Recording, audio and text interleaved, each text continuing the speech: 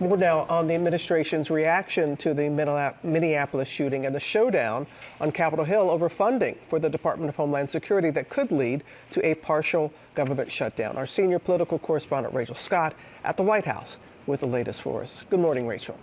Robin, good morning to you. And this is notable reaction coming from the White House. White House Press Secretary Caroline Leavitt clearly trying to create some distance between the president and his own top advisors. Reportedly, the Secretary of Homeland Security, Kristi Noem, met with the president in the Oval Office for 2 hours. Noem was one of the first to draw her own conclusions on this shooting, calling it an act of domestic terrorism without a full investigation. We heard Stephen Miller label Alex Preddy an assassin, calling him a domestic terrorist. Caroline Leavitt, though, saying that she has not heard the president use those words to describe Preddy, instead saying the president wants an investigation. And it's clear the president already taking a different approach. You heard there from Trevor, Tom Homan, his borders are now going into Minnesota. Greg Bobino now coming out. The president also speaking by phone with the Minnesota governor, Tim Walz, also the mayor of Minneapolis, all parties describing those conversations as productive. But the White House does continue to blame Democrats. It is, though, Republicans who are starting to speak out. At least 30 Republicans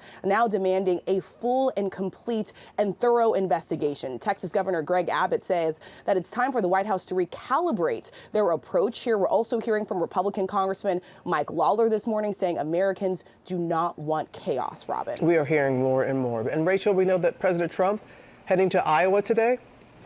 Yes, Robin, I'll be traveling with the president to Iowa today for a message that he says will now focus on affordability, on the economy. I will tell you from Republican sources that I've been talking to, they are worried in the lead up to this midterm election that message is getting lost in all of this. Meanwhile, over on Capitol Hill, Democrats still trying to take a stand. They are threatening a partial government shutdown in hopes of stopping additional funding to the Department of Homeland Security, Robin. We'll see what happens later today there. All right, Rachel, thank you.